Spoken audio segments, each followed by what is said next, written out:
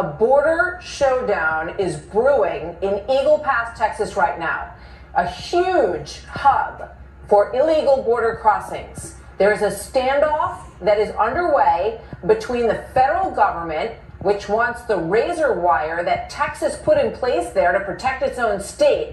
They say it has to go. And Republican Texas Governor Greg Abbott says he will not. The Biden administration has now given him a deadline of tomorrow to allow Border Patrol access to the area. It's called Shelby Park, essentially setting up a confrontation potentially between federal agents and the Texas National Guard. The biggest mistake the Biden administration could make would be confronting law enforcement or our military, our National Guard, at our border, at this park, when we're actually doing the job that the American people want. So if they come down and create a situation, all of America already knows now, they will clearly see that the Democrats are willing to take on a state that is operating under our constitutional right to protect our people and protect this country.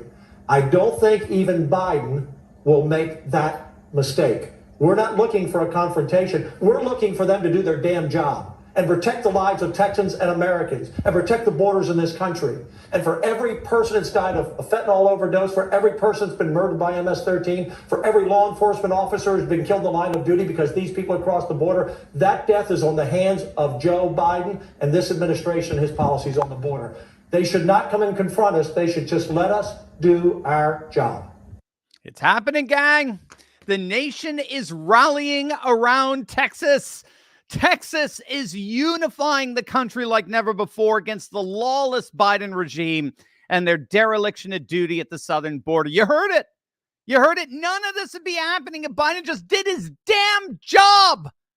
As we speak, Democrats as well as Republicans, Trump as well as Robert Kennedy Jr., mayors and governors from all across the country are all rallying around Texas's efforts to secure our border and stop the lawless insanity that's being deliberately orchestrated by the bumbling Biden administration. And it's literally killing Biden. Biden is politically bleeding out over all of this. There's got to be outside of the moral rightness of what Texas forces are doing right now. This has got to be one of the single most brilliant political moves we have ever seen by the Republicans, and I'm going to show you exactly how and why. Greetings, everyone. It is live stream Friday. I'm already fired up, man. I am fired up. I am your host, Dr. Steve, your Patriot Professor, here to help you to think better so you can feel better in these crazy and turbulent times. So if you haven't already done so, you know what to do. Make sure to smack that bell and subscribe button. We are live on both YouTube and Rumble. Unfortunately, as many of you know, our super chats, by which you would ask me your questions, have been disabled on YouTube. And that's because Big Tech has completely and totally demonetized us. That's right. This channel has been totally demonetized. And yet you, my dear friends, you, upon hearing of that demonetization a few weeks back, you have stepped into the gap and come to our rescue. Again, thousands, literally thousands of you have come to our aid and support. You've turned and stuck it to big tech overlords by making the courageous decision to join our Insiders Club, where we have direct access to one another that can never, ever, ever be thwarted by big tech overlords. So today, you can still ask me your questions. I'll answer each and every one of them on this live stream. But instead of super chats, just click on the link below, sign up for Insiders Club, and you can ask me your questions via the Insider Club platform.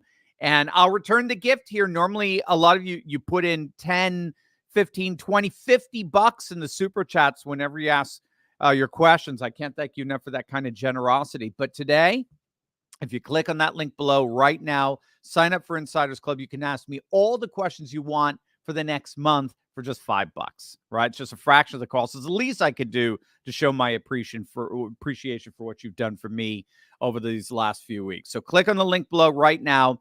Join our Insiders Club. Send me your questions, and it'll be my honor to answer them during this live stream right here, right now. And as always, gang, thank you. Thank you so much. You are my heroes.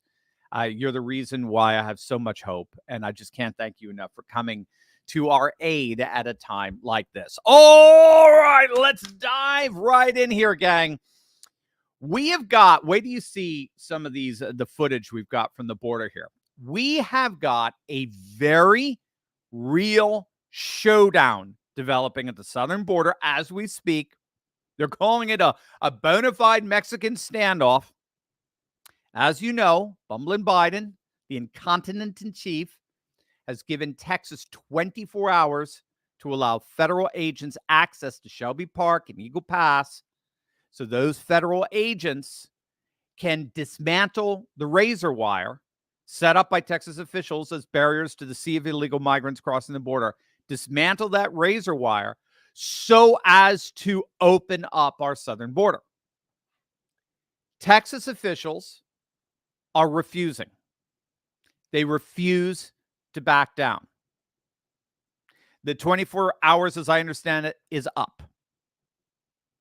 The Texas National Guard, as we speak, regardless of that time, that deadline, continues to refuse federal officials entry into Shelby Park. Not only that, but as you know, over the last 12 hours, President Trump has called on all red state governors, 25 of which have publicly declared their solidarity with Texas. But he's calling on all of them to send their National Guard troops down to the southern border to bolster the guardsmen who are securing the border with Texas. And again, Trump isn't alone here. The former Democrat Robert Kennedy Jr. is fully siding with Texas in their battle with Biden. He fully affirms their right to defend their territorial sovereignty as a state. If states don't have the right to defend their territorial sovereignty, why would they ever join the union in the first place? So we really are seeing the nation in many respects rallying around Texas. Pretty amazing stuff. Well, needless to say, this rallying is causing a number of woke leftists to go into full meltdown mode. They're going full Greta. How dare you? How dare you disobey our deliberate disobedience of the law? How dare you? How dare you disobey our disobedience? And so the woke left is going absolutely nuts. They're tearing their hair out. And more of them are demanding that Biden actually nationalize the National Guard. That's key here. It's a radical move. By the way, I mean, in many ways, it's seen in many respects as like a martial law kind of move. But apparently, according to them, Biden can nationalize the very Texas National Guard that's keeping federal agents from cutting the wire. Biden can nationalize the National Guard.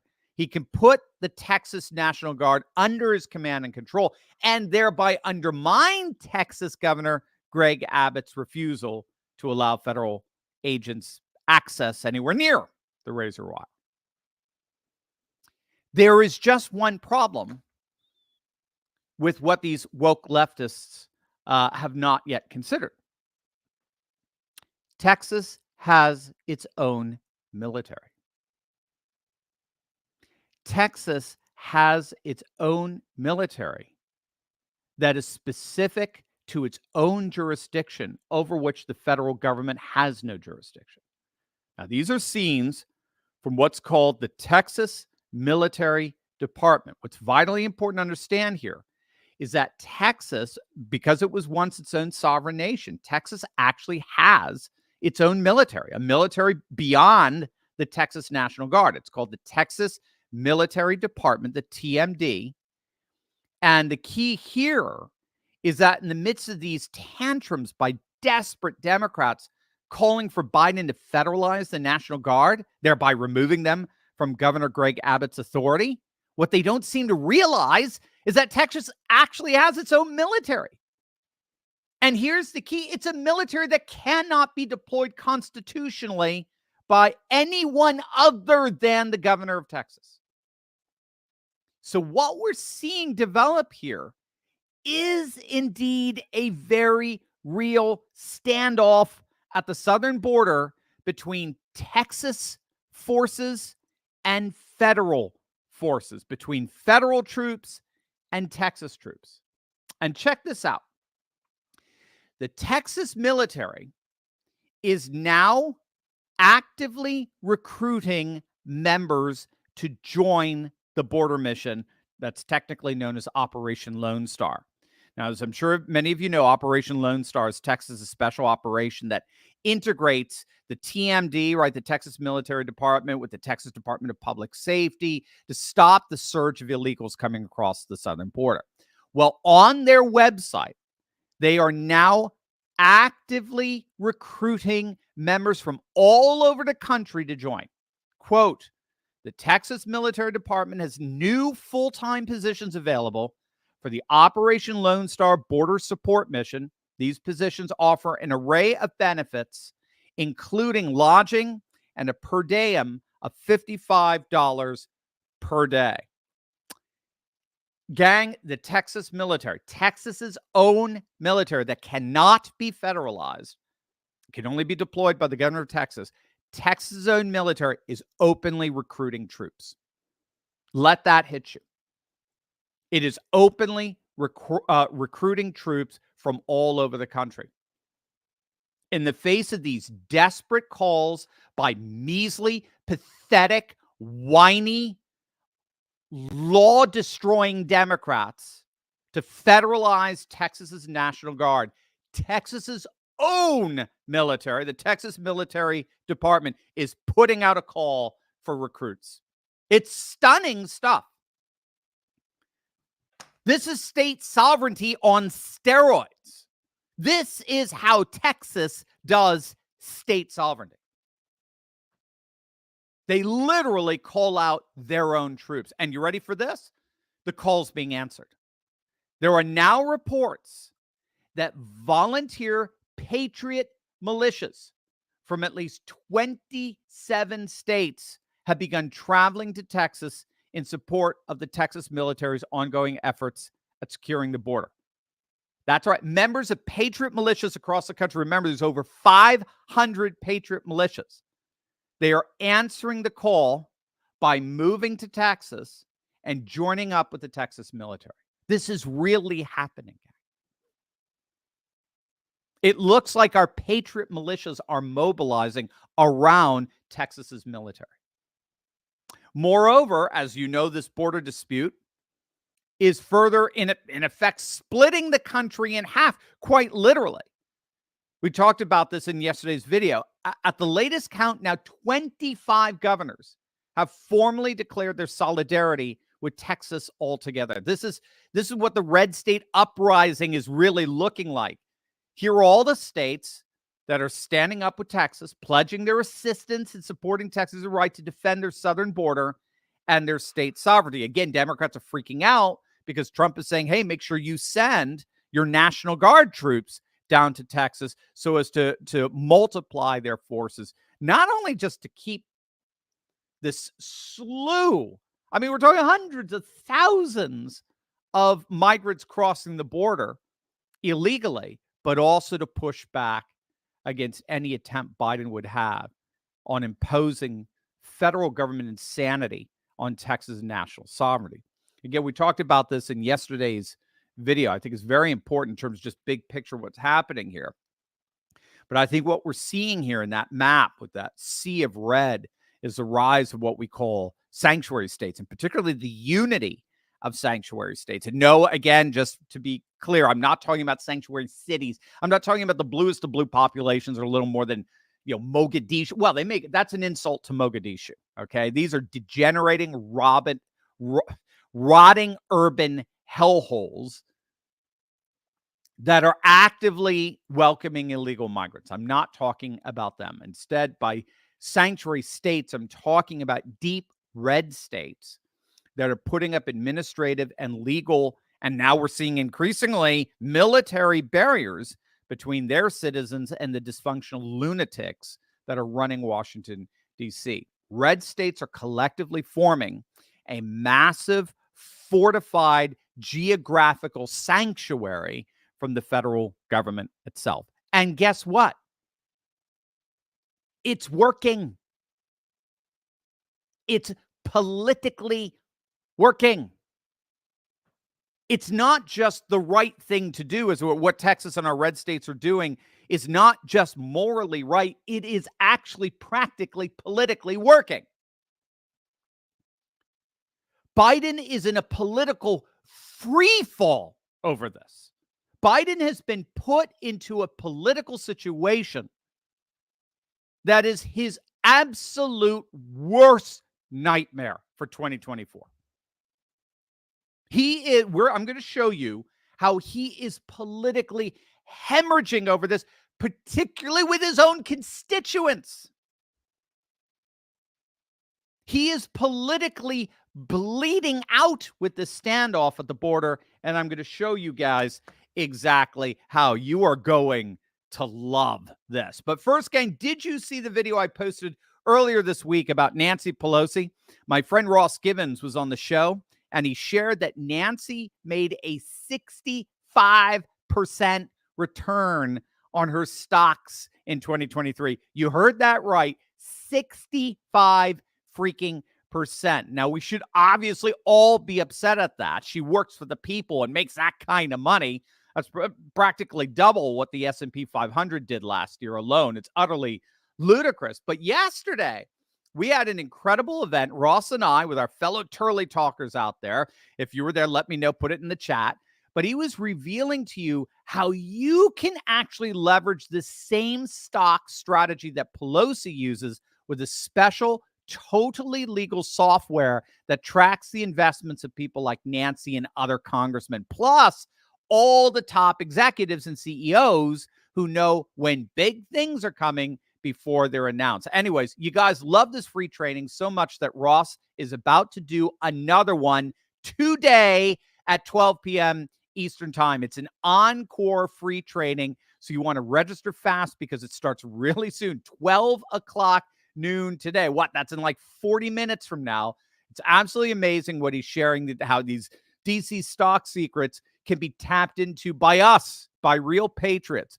He's been such a wonderful sponsor of this channel, and I genuinely am so excited about what he's doing with putting a spotlight on corruption. Seriously, again, click on that link below, register for this amazing free training that begins right after this live stream. You don't want to miss it. All right, now, I don't know if this is intentional on Texas Governor Greg Abbott's part. I don't know. I'm assuming it is. But if it is, Texas Governor Greg Abbott is without a doubt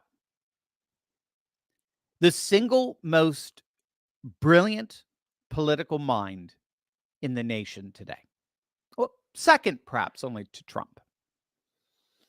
This guy, Greg Abbott, if all of this is intentional, if all of this is sort of, this 3D, 4D chess, it's been actually thought through and planned out in terms of how this was going to politically brutalize Biden. If this is all intentional, Greg Abbott is brilliant. He is a political genius. And again, I want to make it clear. I want to make it clear exactly what I'm saying here. I don't want any misconstrual whatsoever. All of this is regardless of the fact that what Abbott is doing is the morally and constitutionally right thing to do. Even if we were not politically benefiting from this as we are, but even if we weren't politically benefiting from this, I would still call on Abbott and the Texas military to hold the line. What they are doing is absolutely right. Again, none of this would be necessary if the bumbling Biden administration would just simply do their damn jobs. None of this would be, we'd have no problem whatsoever if they would just simply follow and enforce the law. That said, right, totally regardless of the fact of what Abbott is doing, is the morally and constitutionally right thing to do. Despite that, Governor Abbott doesn't just simply have the moral high ground. He also, as it turns out, has the political high ground. And when you put those two together, that, gang, is the political sweet spot.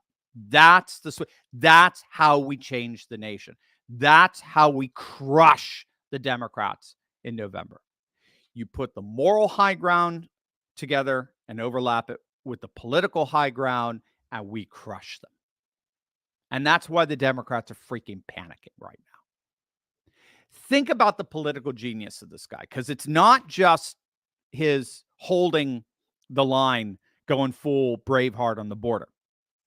Think about the political genius of this guy over the last several months. What has Abbott been doing over the last year? Why don't we ask the mayors of New York and Chicago what Greg Abbott has been doing over the last year, right?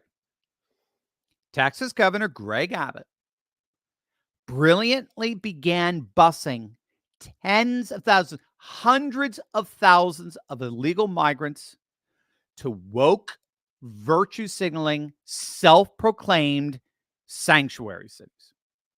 It was an act of sheer genius. Remember, Eric Adams, okay, let's not forget this. Eric Adams, the mayor of New York, Eric Adams, when he was campaigning for that job, actually campaigned on making New York more of a sanctuary city. He actually doubled down on taking in illegal migrants in New York. He doesn't want you to remember that. Governor Greg Abbott didn't just make Adams eat those words, he made him choke on them. Adams is literally crying. He is weeping for help.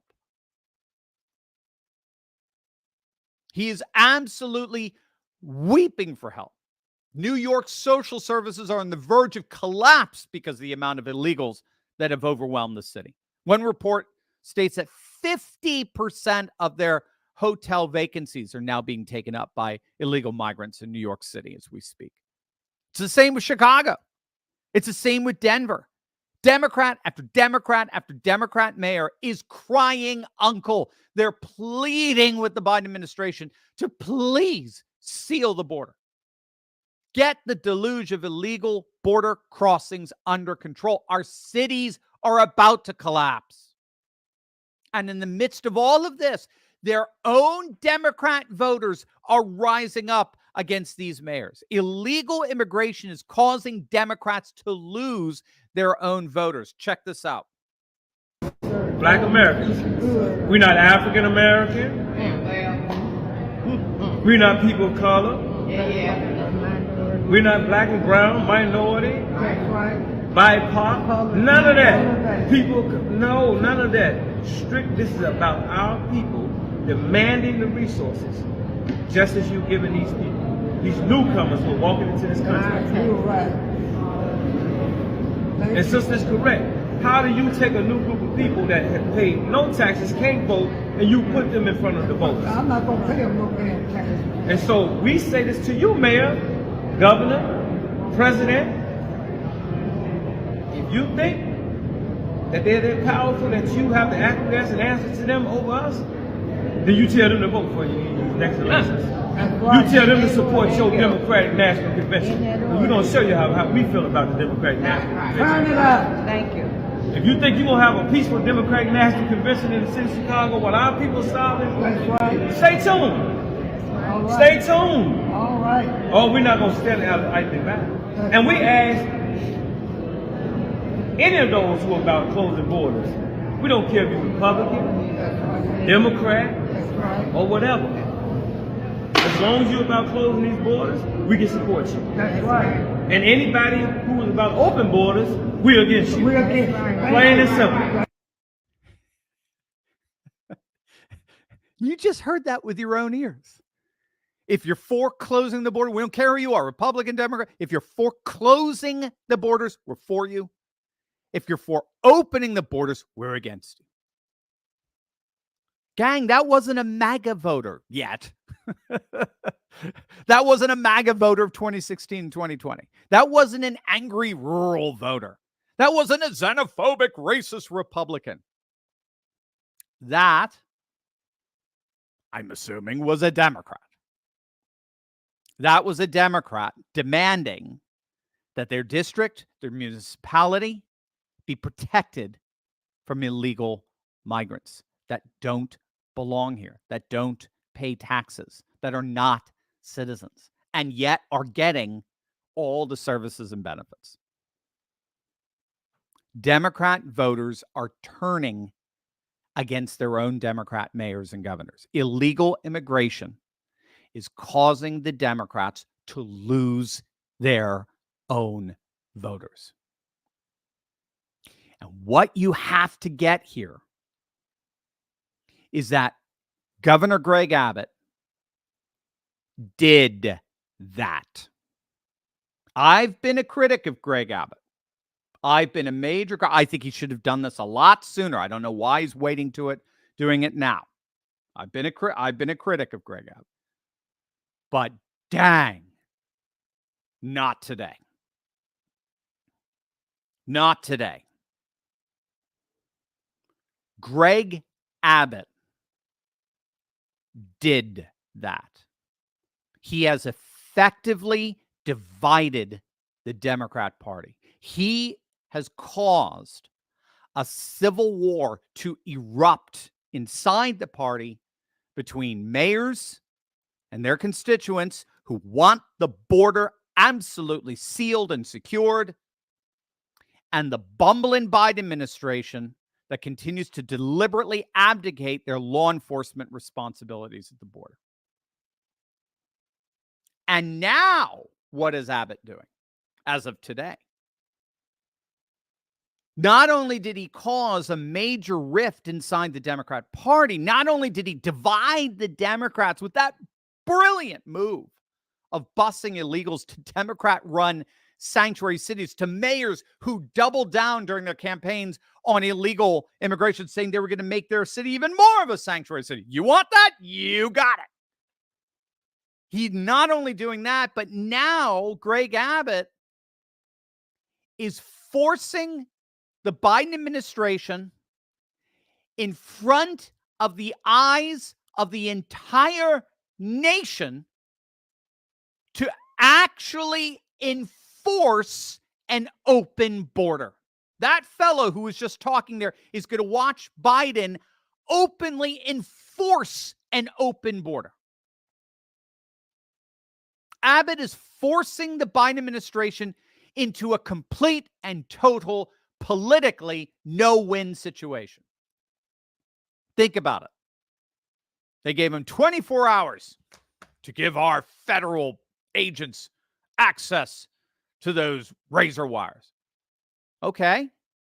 24 hours. Done. Over. You ain't coming in. Now what are you going to do? Well, if they do nothing, then Biden looks pathetically weak. They look radically weak if they don't respond to Texas's supposed provocation. And if they actually go through with it and force their way through Texas troops to tearing down the barriers that are preventing illegal migrants pouring in by the hundreds of thousands, then they look lawlessly insane. Either way, Texas gains and Biden loses. Let that hit you. Abbott is forcing the Biden administration to a complete and total no-win situation. They look weak if they don't respond to Texas's refusal to abide by that 24-hour deadline. And they look insane if they do respond and force the breaking open of the border to allow illegal migrants pouring into the nation by the hundreds of thousands. Either way, Texas wins Biden loses. And so now we're beginning to see, gang, in real time, the political damage happening. The political damage that Biden is currently suffering from right now is absolutely incalculable. And again, this is just a snapshot, but take a look at the latest from Pew Research. Look at these numbers. I mean, seriously, look at this. According to Pew Research, Biden's approval has slumped to the low 30s. He's at 33% approval. It's the lowest of any president seeking re-election, any incumbent. Nearly 7 in 10 voters disapprove of this joker in the White House. But here's the key to all this. Look at the crosstabs, right? Remember that fellow talking there in that very impassioned speech. Look at the black support, gang. Look at it. 48%. That's an incredibly low number just in and of itself. 48% of blacks approve of Biden. It's under 50. 49% disapprove. A plurality disapprove of blacks, the most loyal voting constituency of the Democratic Party, now officially disapprove of Biden. And you could see why. Look at Latinos. Look at it. It's lower than the national average. 32% approval. 65% disapproval. And look at the very bottom. That's Gen Z. The ages 18 to 29, the under 30 vote. Look at this. His approval is in the freaking 20s. His approval's in the 20s. 71 disapproval. Gang, this is nothing less than cratering polls. I mean, that is the very definition of political implosion. And why? Why is this happening? Why is Biden, when we thought he couldn't possibly fall any lower, why does he continue to fall? You ready? Here it is.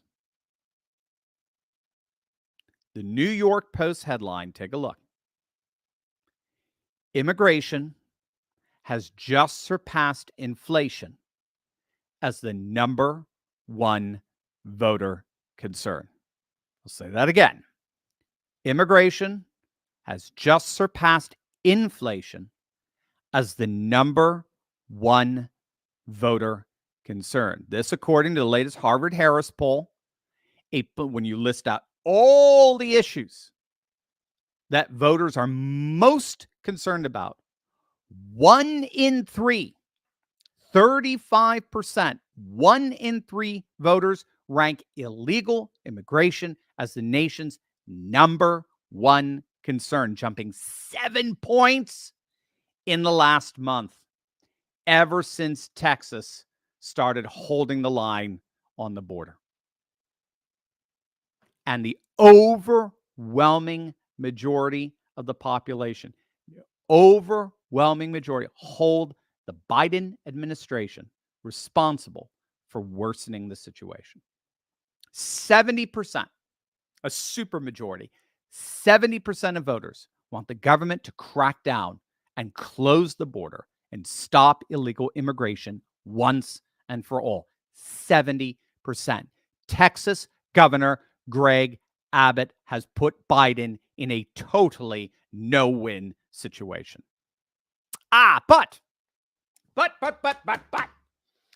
Don't tell that to the ultra-woke ideologues over at MSNBC. Don't tell that to Joy Reid. Oh, no. For Joy Reid, this is all a big win for Biden. I kid you not. This is all a huge win for the Democrats. Check it out. And very quickly, this massive resistance, it sounds like the old Southerners who said that we will resist integration by any means necessary, that Chip Roy language. How does that read inside of the Latino community? I mean, it's very simple. You know, if you're the Republican Party, you're allegedly the party of laws and order, and you're essentially telling local authorities to break the law. No, so I think once again, going into this image of, you know, who is the party of law and order and who is the party for democracy, I think that's where we all have to highlight the hypocrisy, regardless of the politics. They're essentially telling people to break the law.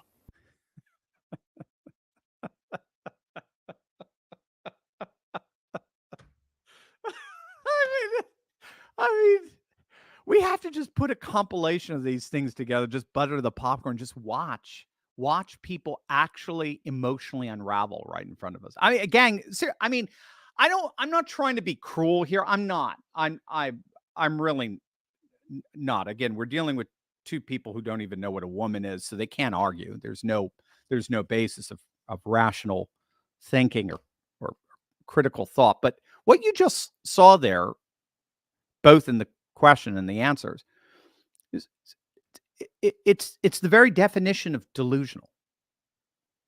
Those two radical woke Marxist ideologues are the very definition of delusional. Again, they are literally both sharing in a sort of a mass psychosis of their own making on live television. We all get a front row seat. The reality, unfortunately, for these two, and again, I don't mean to be cruel, but I mean, they'll have to find out some way, shape, or form. I don't know what they're going to do. Maybe beam themselves up into Mars. I don't know. But the reality that exists outside of their ideological echo chamber and padded rooms is that the open border is politically destroying Biden. This is the very last issue that he would ever want on the front page. And can we be honest? Those two know it. Those two know it. The ideological freaks at MSNBC know it. They know this is killing Biden. That's why they're making these utterly tortured non-arguments that Texas Republicans are somehow breaking the law in the midst of their defense of it. Talk about square circles. Even the Hill, no friend to Trump or the Republicans, even the Hill is admitting this is burying Biden. The southern border is politically bleeding Biden to the point of no recovery. Again, think about it. Think about if he doesn't follow up with his threat that you got 24 hours to give us control of the razor wires, or else, if there ain't no or else, he looks ridiculously politically weak. And if he does follow through and force federal agents in to cut the wires, to open up the borders to an endless stream of illegals, he looks lawlessly insane. Either way, Biden is cooked. And gang, if that is the case, if that's really the case, then this showdown for Texas and for the nation has already been won. Over to you, gang. Over to you. As Josh, our moderator, puts together your questions. Remember, if you want to ask a question, because YouTube has demonetized our channel, you can click on the link below, join our Insiders Club, ask me your questions through the platform. It's just $5 a month. You can ask me as many questions as you want. I'll answer them right now. And would love to have you as one of the members. Oh, and by the way, one more thing. I'll be back. That's right, gang. He is back, and we are back. It is time to show our support and celebrate the great return by clicking on that link below and getting your very own Trumpinator 2024 bobblehead in preparation for Donald Trump's glorious reascendance to the United States presidency. Have you seen those polls? My gosh, he's crushing Biden. It's amazing. This collectible bobblehead from Proud Patriots is made with the highest quality material, and it really is a must-have for any Trump fan who wants to send some powerful energy towards what's shaping up to be the most glorious political comeback in history. Can you imagine the faces on MSNBC in November? Now, don't wait, gang. There's just a limited number of these collectibles, and you don't want to be caught paying way more later on eBay from someone who bought one now. So whatever you do, don't wait. Click on that link below right now and show your support for Trump 2024 today. All right, Josh, what do we got here? What do we got? Steve Owen, great to see you, Steve. Dr. Z, do you think if President Trump chooses Representative Elise Stefanik as his VP running mate, that she may help deliver New York to the GOP? All right, so this is very interesting, Steve, what you're talking about here, because it's not just Elise Stefanik, it's also Lee Zeldin, who's being considered as well.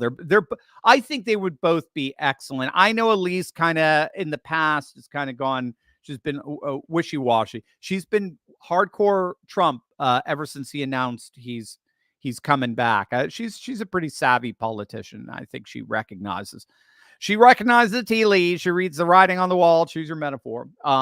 So he is looking openly at two New York heavyweights, right? Lee Zeldin, Elise Stefanik. This is based on polling in New York that shows that Trump is closing the gap, dangerously so, with Biden. Trump is within single digits of Biden in one of the single most reliably blue states in the country.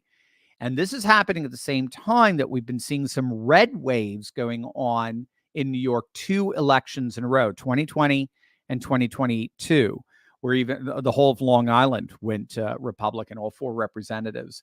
A number of boroughs have been going Republican. Of course, what we're seeing is the Haredi Jewish population in Brooklyn. They're becoming more and more percentage of the population. They're voting Republican because they think Democrats are woke, crazies.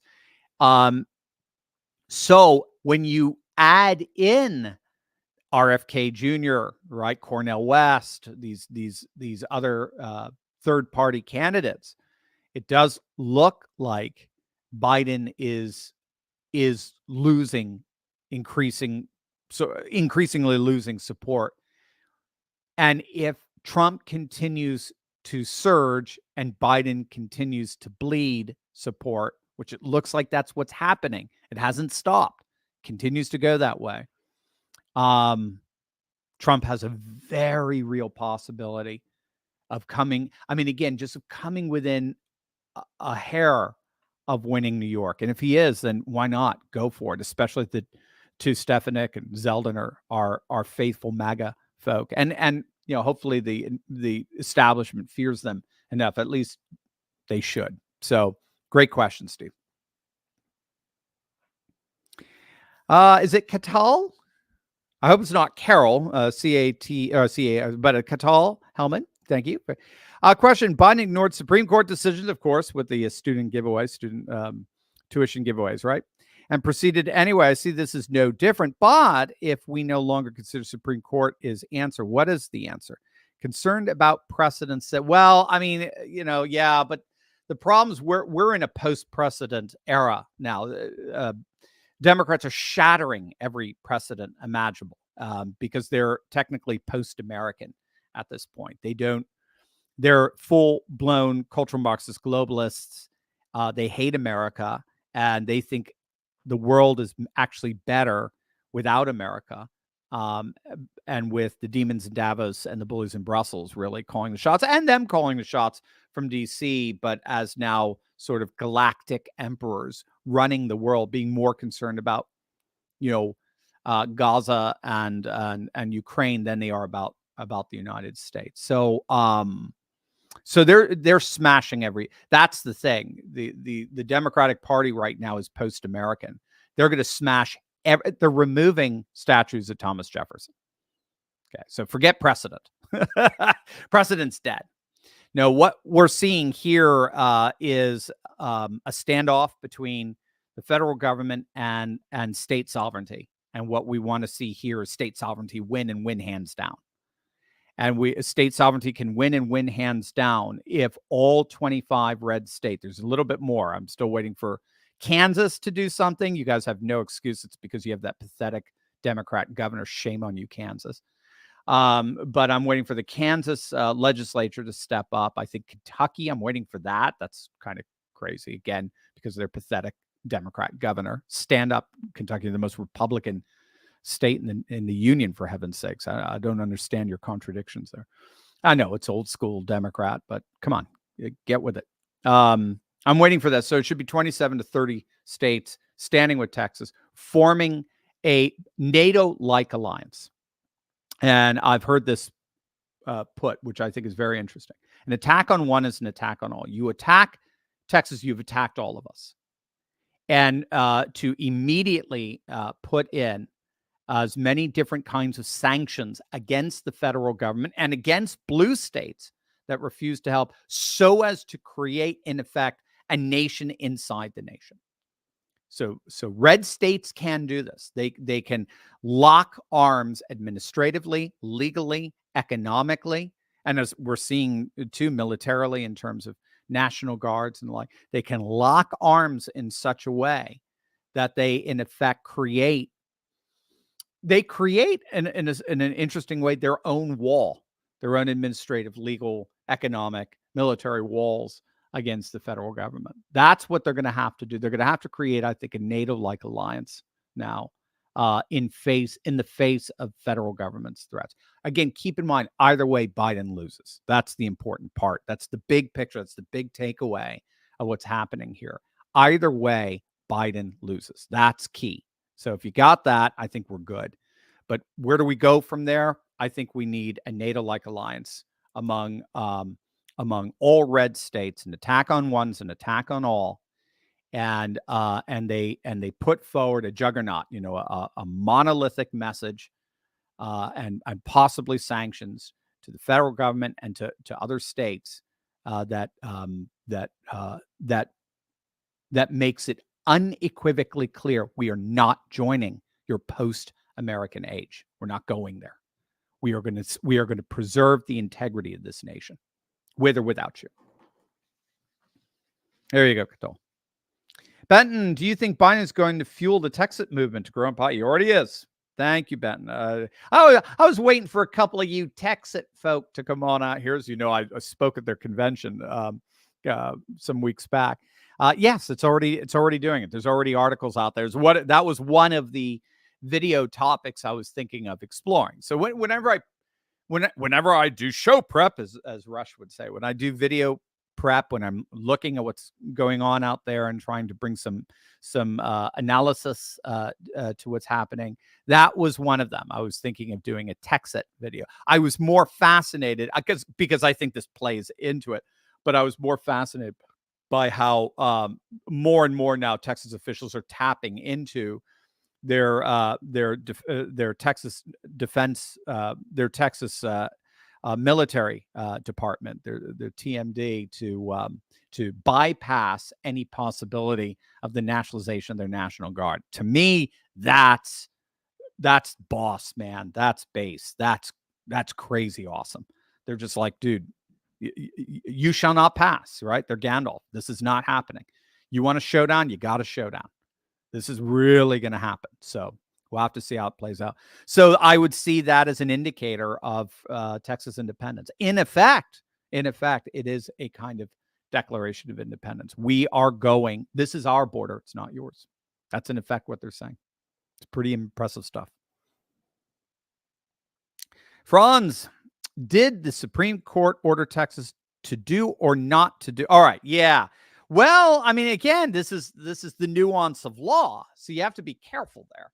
I mean, I know people say, the Texas Supreme Court didn't tell Texas to do anything. Texas isn't disobeying. They're not defying the Supreme Court. All the Supreme Court said is that the federal government does have the right to cut the razor wire. That's all they said. And that's it. That's an all. They never told Texas they couldn't put up more razor wire. They never told Texas they had to let the federal agents in. They never told Texas they couldn't put up other barriers. That's all true. Again, the question is whether or not, like in a court of law, that would play itself out in terms of the interpretation of the words. I just think Greg Abbott is 100% stating, yo, this is our border. We are a state that has territorial sovereignty. We joined this union in part based on the assumption of protection of our territorial sovereignty. The Biden administration is deliberately derelict in that duty. And so we are going to enforce the law that the Biden administration refuses to do based on our own constitutional law and based on the United States constitutional law that does give states the right to defend themselves when they're being invaded. So it's just that simple. So again, it comes down to the Supreme Court said United States federal government has clear jurisdiction over immigration law. But as Texas is saying, this is not the United States, as far as we're concerned, this is not the U.S. border. This is our border. And they're coming into our state, and we are going to defend this border. So it comes down to how you interpret it. I just think in the end, many respects, Greg Abbott is pulling a Thomas Jefferson. Okay, you made your decision. Now let's see you enforce it. We know politically this is gold for us. This is such political gold that you even have freaking Mitt Romney out there. Okay, the loser Mittens Romney. One of the most bitter, petty humans to ever walk the earth. Mittens Romney is blaming Trump for the implosion of the border deal in Congress because he thinks Trump wants it to fail because this is helping him and the MAGA Republicans so much in the polls right now. It's just all that is just a flippin' admission. This is political gold for the MAGA movement. It's political gold. And so in the end, I just think that's what Abbott is seeing. Doesn't matter, how you interpret the Supreme Court decision or whatever. Abbott's like, guys, if you think busing illegals into cities has been politically successful, wait till you see what happens here. And again, this is fully recognizing that this is morally right what he's doing, no matter what. Right, regardless of we don't want to be cynical. We don't want to say, "Oh, it's political gold, therefore do it," even though it's destroying the country. No, he's rightly trying to save the country, and it's political gold in doing so. Thank you, Franz. Ed, how does SCOTUS regain its credibility after the blue states ignored the Bruin decision and not Texas rightfully ignores their border decision? All right, so that's interesting. Bruin and border, that's interesting. Very, very, yeah, it is. And it does have the Second Amendment kind of spoke or axis it's going around because Bruin is the ignoring of the absolute affirmation. Yeah. Okay. Somebody, it's the absolute affirmation of the Second Amendment, freedom to own firearms and carry firearms, actually, to bear arms. And in many ways, what we're seeing at the border here is the fruition of the red state phenomenon that came out of Second Amendment sanctuary. Sorry, I've got some message up here. So I'm trying to do two things at once, and I'm doing them both poorly.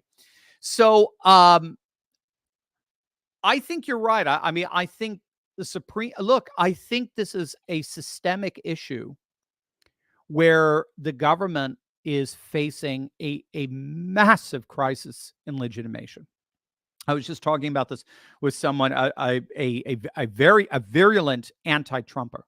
But one of the things, and they're trying to argue nuance. Oh, he's corrupt, and oh, he's going to bring in, authoritarianism and blah, blah. And I'm just like, look, at some point you're going to have to deal with the fact that Trump is a symptom. You're going to have to deal with you have to go beyond the symptoms. And you're going to have to ask yourself, why is it that our public institutions are suffering from such a crisis of legitimation right now? I don't care if you're talking about our media, our courts, our law enforcement, our judicial system, our medical system. I don't care what.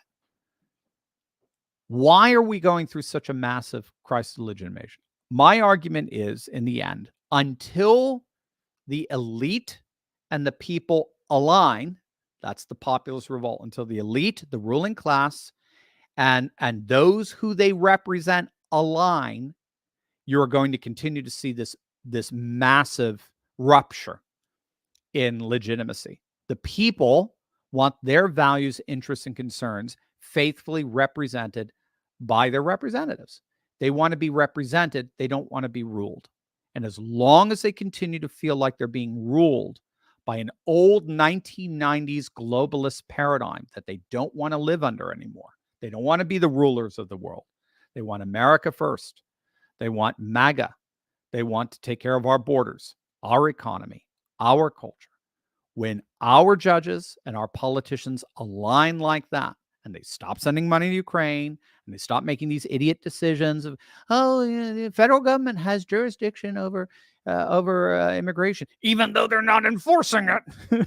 So we're gonna tell Texas officials to stop preventing the Biden administration from disobeying the law. There's just these square circle decisions. As long as those continue, legitimacy will continue to implode. So it's very similar to what happened to the Berlin Wall. Gang, I did get a note. Ross Given's free training is beginning in like 5 minutes.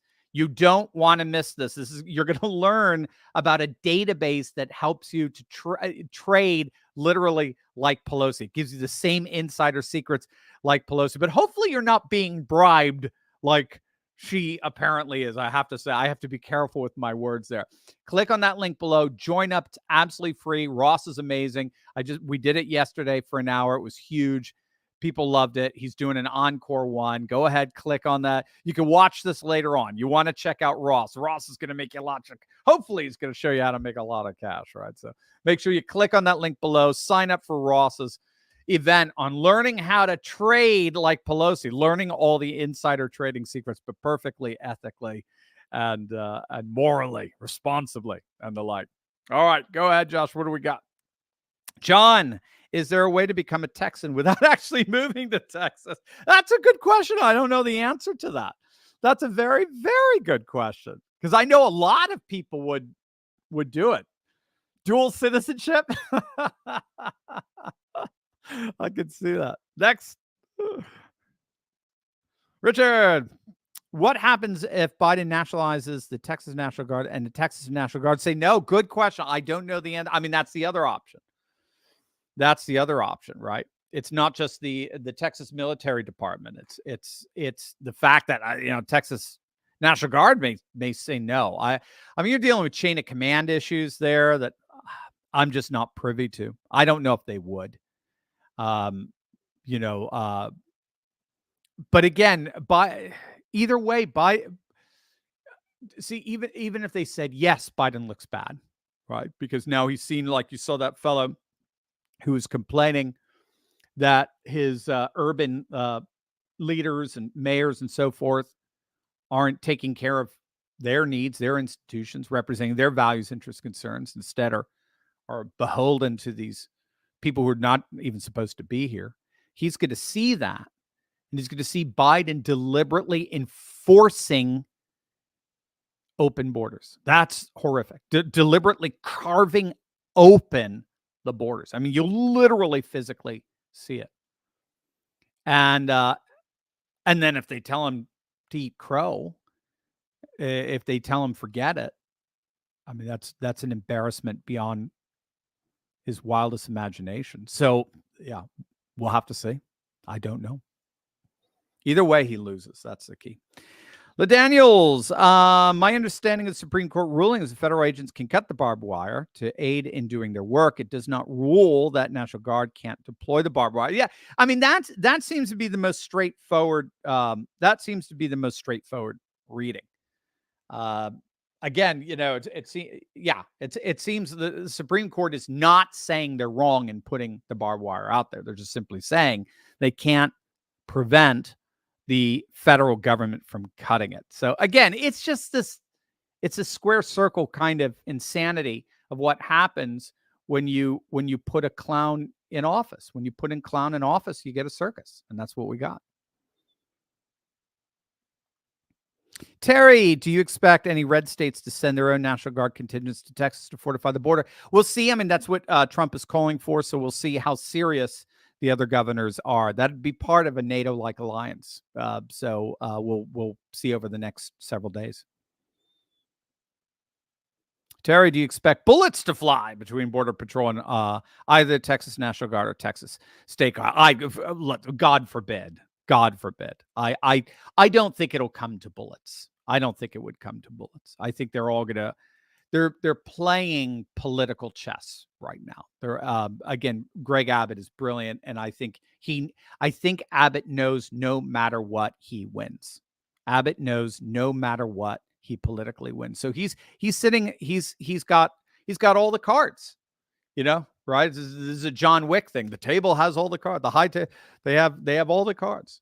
There's nothing we can do. That's the way power works.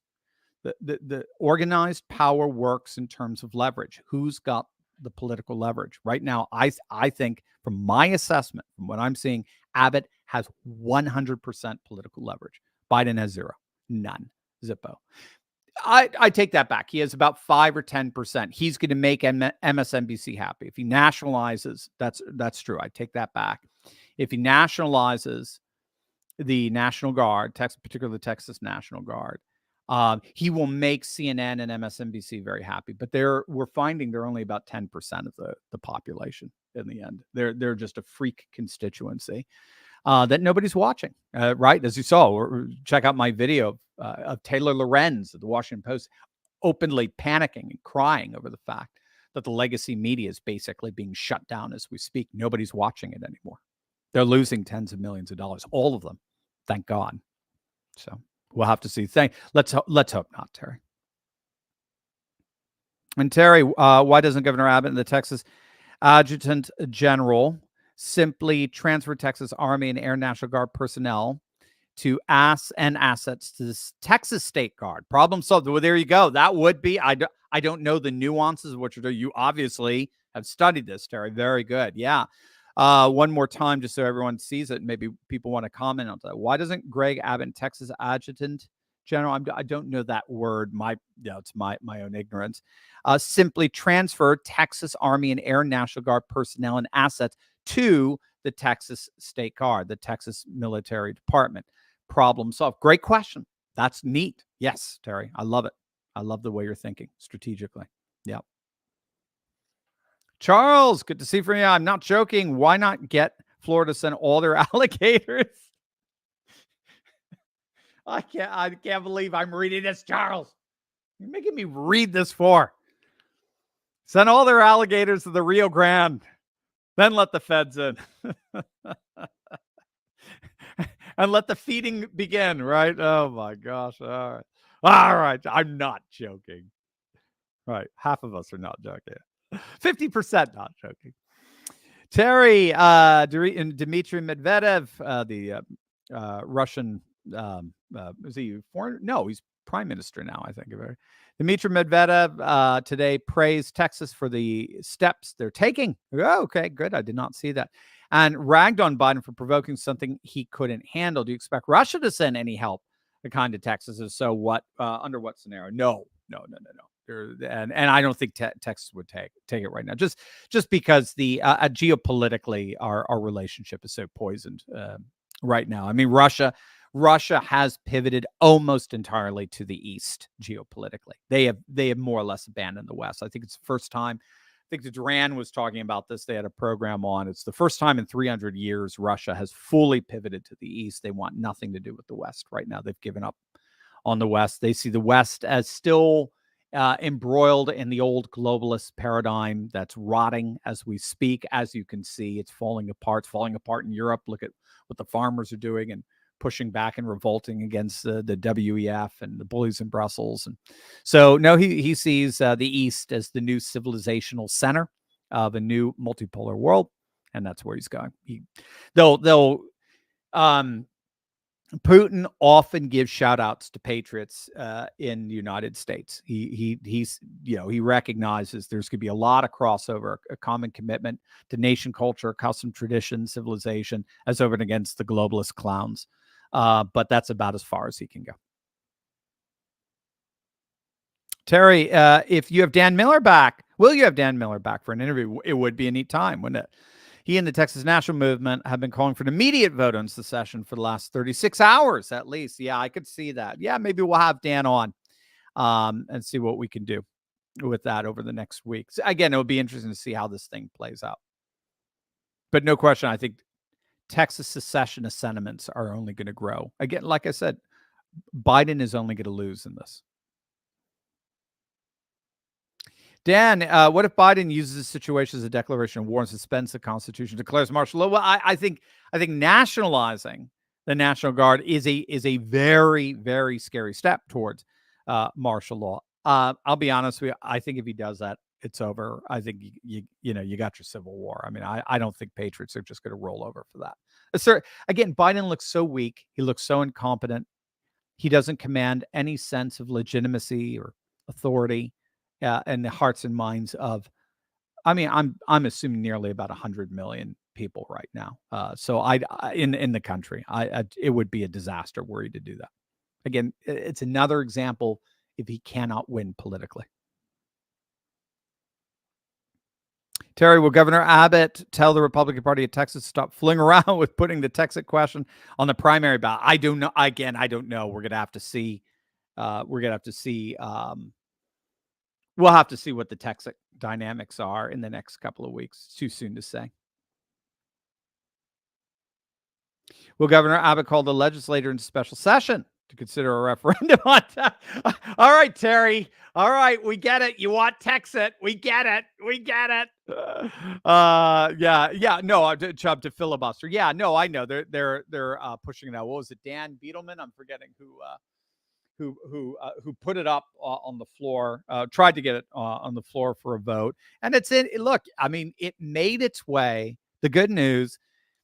Again, given that is say the country falls apart, the good news is that Texas independence is now an official part of the Texas Republican platform. That independence is a viable option for preserving the integrity of our civilization.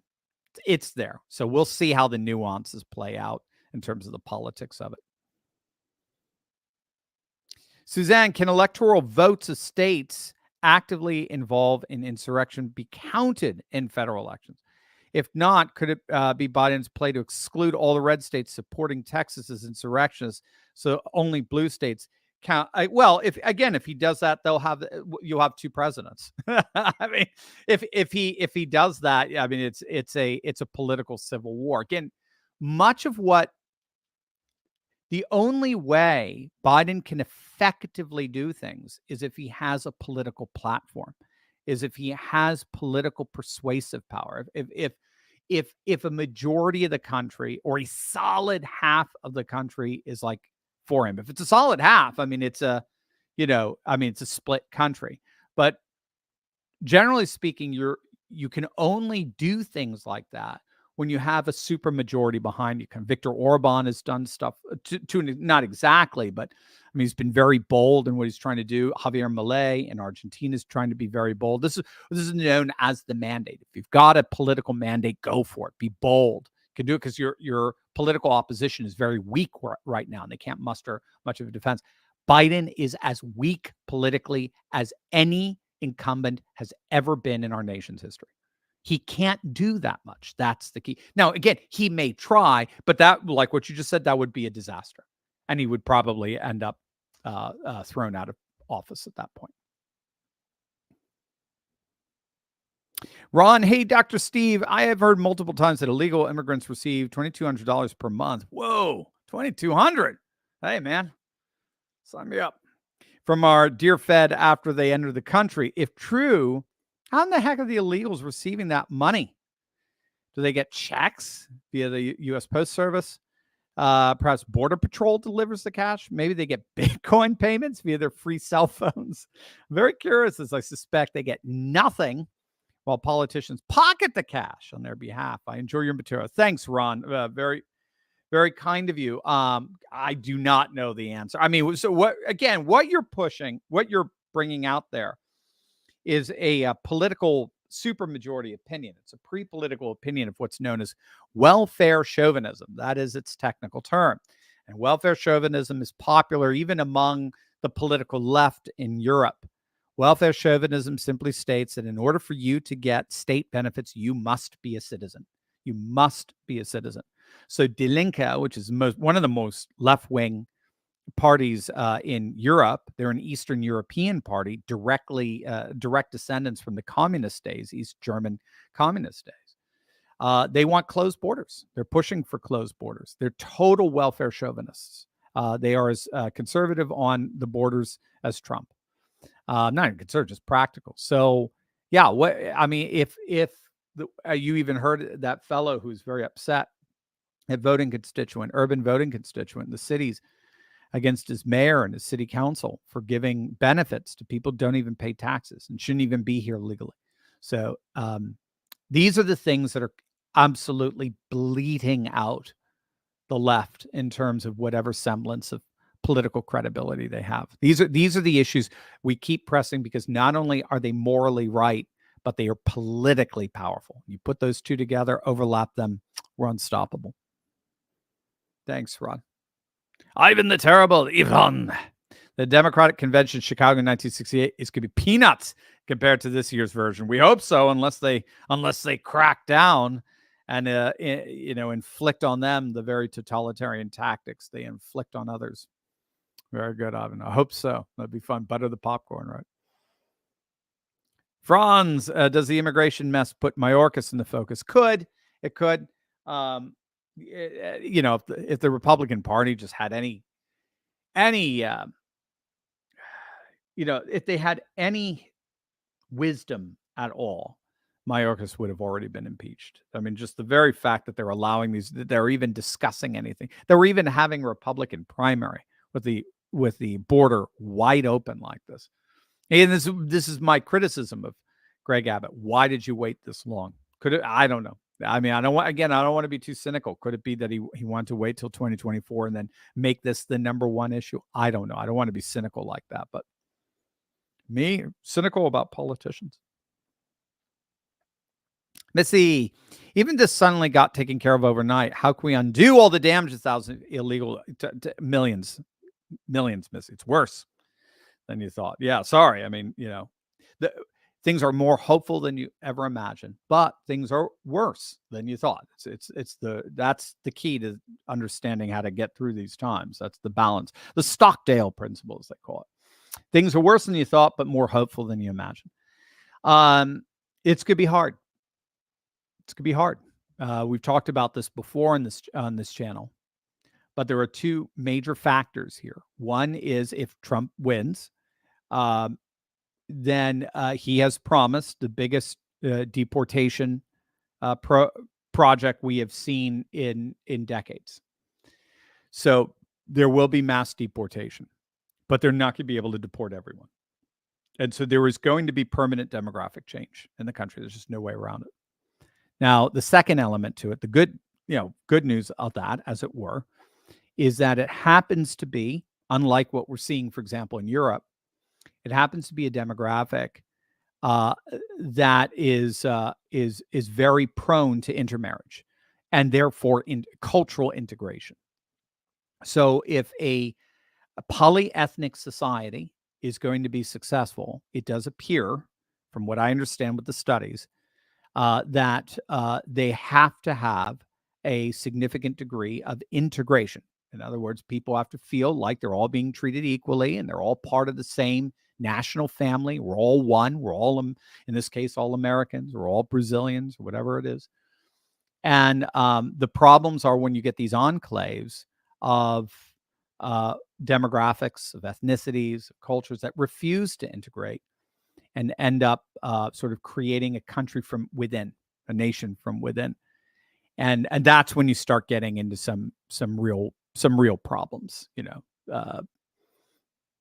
well, you get it. To the extent that the illegal immigration is Latino, Latinos are having a very, very high percentage number that integrate and intermarry into the wider American ethnic fabric and therefore get integrated. And that it bodes very well. The studies, Eric Kaufman, his book White Shift, did a like 700-page study on this. That bodes very, very well for conservatism, because the integrated country, the country kind of at its core, is very conservative, as it ought to be. We want to preserve our nation, culture, customs, and traditions. And you are dealing with a very religious, highly Catholic, Christian group of people that do tend to, not entirely, but do tend to be very prone towards integration into the wider culture, into the more dominant culture, as it were. And that's why you're starting to see Democrats lose Latinos. It's one of the reasons. So Latinos are getting more and more integrated, and therefore more and more conservative. So that's the good news. But we're seeing what you're seeing happening at the southern border is going to leave a permanent mark on the country. And they don't care. Democrats, and this is key, and Mitt Romney don't care. Establishment Republicans don't care. It doesn't interrupt their bank accounts, because that's what all it is for them.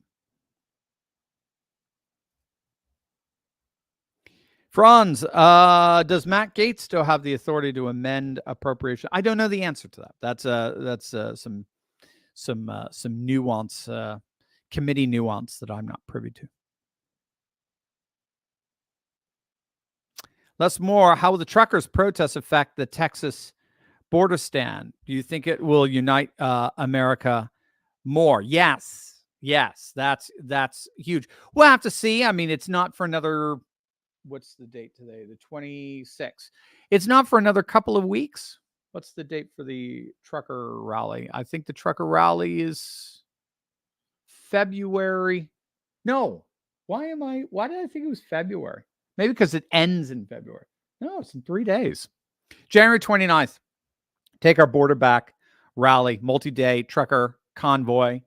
Again, it's not just Texas, right? It's going into Yuma, Arizona, San Ysidro, California as well. So yeah, no, I think it's going to be another freedom rally or freedom convoy like celebration. Our truckers are, I think, a key to us taking our country back. They are the key to, obviously, our trade infrastructure and supply chain. And so, I mean, they're overwhelmingly conservative and MAGA and so forth. If they were to protest like we're seeing increasingly among farmers in Europe, they can shut the country down. And you don't even have to. It'd be very interesting to see. I mean, if they were to protest only, say, blue states, or not even blue states, but blue regions, right? Because we own the vast majority of counties, 80-90% of counties. We own 80% of land mass that is MAGA. It's red in the country. Only 20%. And it's the coastal elite metropolitan areas. So they could easily besiege them. Not saying they should, but I'm just saying that is certainly something that could happen at some point. So it's when we understand what political strength we have available to us right now, the low-hanging fruit. I think that's when when things become very serious in a good way. Terry, Barack Obama hasn't uttered a peep since it started. What tricks does he have up his sleeve? You will have to ask him, Terry. I do not know. The rumor is he told Joe to bow out. That was a rumor. I read up on it. It's not confirmed. It's not corroborated. It's pure rumor. But that he did have a meeting with Joe and told him it's time to go. Yeah, you're gonna cause us to lose the White House if you don't leave. Mark, North Carolina is a supermajority in both House and Senate, I believe. Yep, they do. Cooper being Dem is the governor is a waste for the state. Is it possible for legislative mandated participation in support of Texas? Can they activate North Carolina National Guard without the governor's support? Good question. I don't know about that. I don't know. As I understand it, I thought National Guard was under the jurisdiction of the governor as the executive. So they may not be able to. That would be one of the limitations of putting in these stupid Democrats into the governor's office. There's just there's no point to doing it, but it happens. They get in there. So I don't think they can, but we'll have to see, Mark. Maybe do some research and let us know. Jeff, for all U.S. military members, just following orders did not work for the Nazis at Nuremberg nor for Lieutenant Kelly during Vietnam. We will hold all you accountable for your illegal actions on the Texas border. Yeah, I mean, a lot of people are coming down to this, guys, hold the line. This is no longer between left and right. This isn't even between states and federal government. This is between right and wrong. I mean, but when all said and done, this is between those who want to uphold the law and those who are overseeing its collapse. All right. The Supreme Court, whether we like it or not, basically gave a green light for the White House to continue to abdicate their law enforcement responsibilities. That's insane. Because now you get this bizarre, what is a woman like situation where our elites are blaming Texas for breaking the law by refusing to allow the Biden administration to break the law. It's insane. I mean, it's a square circle. It's utterly absurd. Thanks, Jeff. Pat, what about Michelle running against Trump being nominated by superdelegates to D.C.? It's possible. People are talking about it, trying to get ready for it. I think, frankly, it's a paper tiger. I don't think Michelle is that strong. She's not polling very strongly. I mean, the sad fact of the matter is for Democrats, Biden's the best candidate they've got. There have been a number of articles written on it. This is why they're running him. In the end, he's the best they got. Newsom is a disaster politically in the polling. Kamala doesn't even, I mean, Kamala is an insult to disasters. Kamala she literally risks a 1984. I mean, I'm talking about the year, not the book, Orwell, the Reagan-Mondale. She risks a Reagan-Mondale landslide. I mean, they see that. They see New York going red, New Jersey going red, Minnesota going red. Well, Minnesota's right on the cusp right now. Michelle doesn't poll apparently that well. She polls okay, better than Gruesome Newsom, certainly better than Kamala, but she doesn't poll that great. And Trump's ability to bring out the rural vote and even the attraction he has for many in the urban vote who are not going to be that swayed by Michelle. This isn't 2008 anymore. Is enough, I think, to clobber Michelle Obama. Remember, statistically, 2016, Trump got the white working class voter out to vote for him by so much that even if Hillary had won Barack Obama's level of the black vote, she still would have lost. It was that overwhelming. That Trump is a get out the vote machine. He is an absolute. That's what Rich Barris of the People's Pundit talks about that all the time. No one galvanizes the vote like Trump. He is stunning.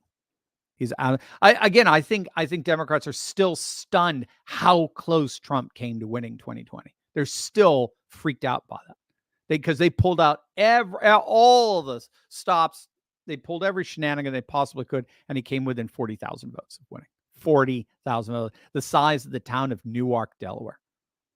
I mean, that's scary for them. They can't believe it now, and that's when he was losing the polls by 7 points. Now he's winning by 7 points. And it was pointed out the other day in one analysis that I was reading. Trump wins the electoral college vote with a -3 in the general vote.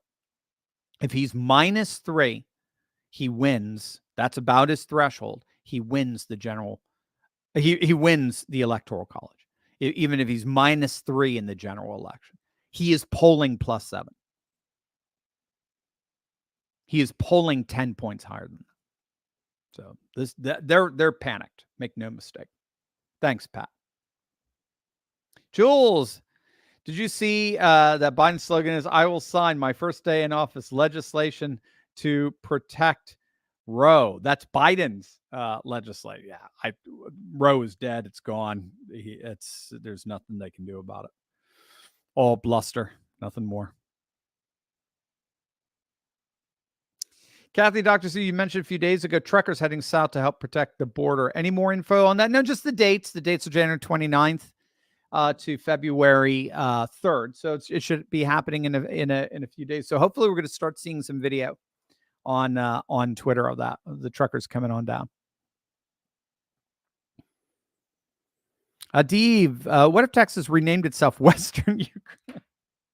You guys you are so clever. This is just, I mean, you make these, Adiv, that's a sign of high IQ, is making those very interesting connections there from one category that normally you wouldn't think has anything to do with another category. It's very high IQ on your part.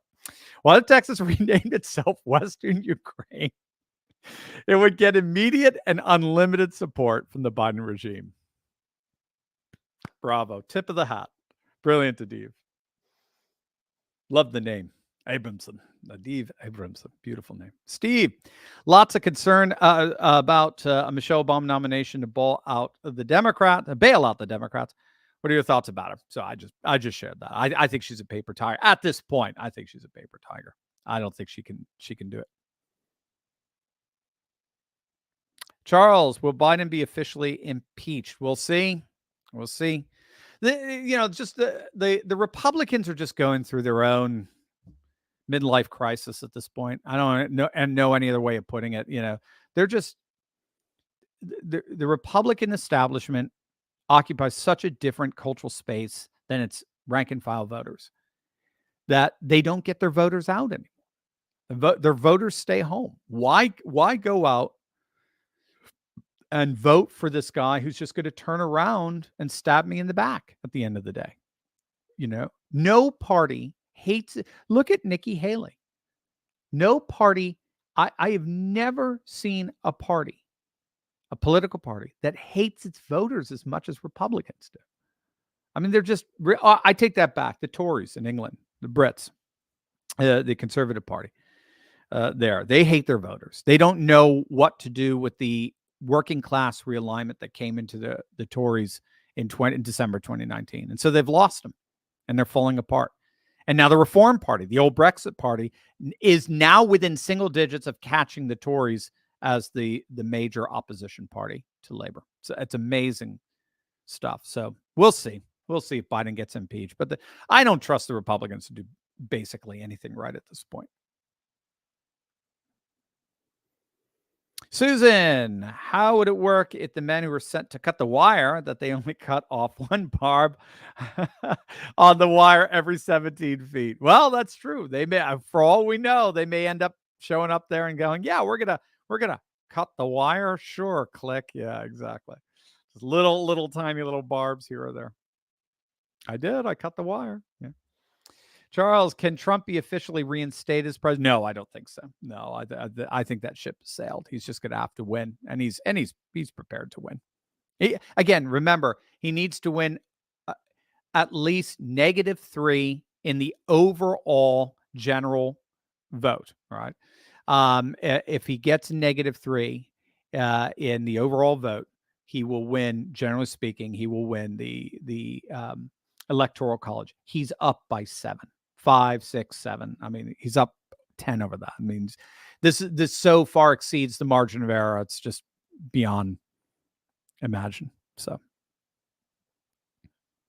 Wendy, Steve, if you were going to move to a red state, which one would you choose? Good question. And it's not like I haven't been thinking about it, Wendy. So, I mean, obviously Texas comes to mind. Florida comes to mind. Tennessee. I'm an East Coaster, just so you know. So I grew up my whole life in Connecticut and spent a lot of time in Baltimore and in Philadelphia. And now I'm in Delaware. My kids are all around the sort of Northeast area. So I wouldn't want to be too far away. North Carolina. North Carolina is solid red right now, with the exception of your stupid governor. But North Carolina, I certainly love OBX, the Outer Banks. My kids love it. My kids are real beachy. I never was, but or am, but my kids are. So I guess so. Those would probably be the 4 states that I'm looking at. I know everybody's looking at them, right? Texas, Tennessee, North Carolina, and Florida, probably moving to a red state. So, Janet, have you heard about the several truck rallies planned? Yeah, did a video on that a couple of days back. It's a video. Obviously, people like it. The video is doing very, very well. So it's good. We're tapping into something awesome there. Josh, when will Republicans learn you can't fight clean with opponents who fight dirty? We must adapt to counter our enemies' tactics. I couldn't agree with you more, Josh. I don't buy into this. Well, we don't want to descend to their level. Nonsense. That's not how you win a UFC match. That's not how yes, you do descend to their level. As a matter of fact, oftentimes you're even more brutal. That's the idea of deterrence. There has to be deterrence. And what Republicans showed Democrats after the Mar-a-Lago raid is they were not prepared to deter. That's what they showed. They showed they were not prepared to comparably retaliate. They just bent over and took it. And then the Democrats said, okay, great. Here's an indictment. Here's another one. Here's another one. Here's another one. And we just said, stop doing it. And then Ted Cruz sends out his mean tweets. Ted Cruz is struggling, by the way, in Texas for re-election. Trump's up by 10. Cruz is barely up by 2. And it's because people want fighters. And people who send out mean tweets aren't fighters. So, yeah, Republicans are going to have to learn how political power works. Political power works largely by virtue of deterrence. The reason why Democrats are doing all of this right now is because Republicans are letting them.